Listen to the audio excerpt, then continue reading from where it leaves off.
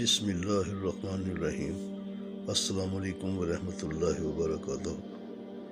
ایک رات حضرت عمر بن الخطاب رضی اللہ عنہ لوگوں کے حالات کا جائزہ لے رہے تھے اور ان کی خبر گیری میں مصروف تھے کہ آپ رضی اللہ تعالیٰ عنہ کو تھکاوٹ محسوس ہوئی تو کسی گھر کی دیوار کے ساتھ ٹیک لگا لی۔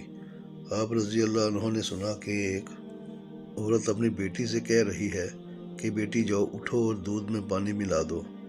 بیٹی نے کہا اماں کیا آپ کو معلوم نہیں کہ امیر المومنین حضرت عمر بن الخطاب رضی اللہ عنہ نے اس سے منع کیا ہے؟ اس کی ماں نے کہا اے بیٹی جاؤ بھی دودھ میں پانی ملا دو، عمر رضی اللہ عنہ تو ہمیں نہیں دیکھ رہا ہے۔ اس لڑکی نے جواب دیا اے اماں اگر عمر رضی اللہ عنہ ہمیں نہیں دیکھ رہا تو حضرت عمر رضی اللہ عنہ کا رب تو ہمیں دیکھ رہا ہے۔ حضرت عمر رضی اللہ عنہ کو اس لڑکی کی بات بہت پسند آئی۔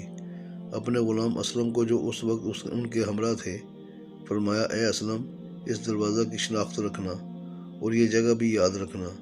پھر وہ دونوں آگے چل دیے۔ جب صبح ہوئی تو حضرت عمر رضی اللہ عنہ نے فرمایا اے اسلم وہاں جاؤ اور معلوم کرو کہ وہ کہنے والی لڑکی کون ہے اور اس نے کس عورت کو جواب دیا اور کیا ان کے ہاں کوئی مرد ہے۔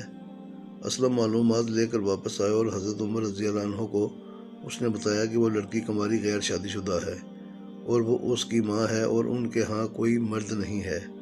حضرت عمر رضی اللہ عنہ نے اپنے بچوں کو بلایا اور ان کو حقیقت حال سے آگاہ کیا۔ تم میں سے کسی کو عورت کی حاجت ہے تو میں اس کی شادی کر دوں، اور اگر تمہارے باپ میں عورتوں کے پاس جانے کی طاقت ہوتی تو تم میں سے کوئی بھی اس لڑکی سے نکاح کرنے میں مجھ پر سبقت نہیں لے جاتا۔ حضرت عبداللہ رضی اللہ عنہ نے کہا کہ میری تو بیوی ہے۔ حضرت عبد الرحمن نے کہا کہ میری بھی بیوی ہے۔ حضرت عاصم رضی اللہ عنہ نے کہا کہ ابا جان میری بیوی نہیں ہے، آپ میری شادی کر دیں۔ چنانچہ حضرت عمر رضی اللہ عنہ نے اس لڑکی کو پیغام نکاح بھیجا اور اپنے بیٹے عاصم رضی اللہ عنہ کی اس سے شادی کر دی۔ عاصم رضی اللہ تعالیٰ عنہ کے ہاں بیٹی پیدا ہوئی جو حضرت عمر بن عبدالعزیز رحمۃ اللہ کی والدہ بنی۔ حضرت عمر بن عبدالعزیز بن مروان کے سب سے زیادہ عادل حکمران اور 5ویں خلیفہ راشد تھے۔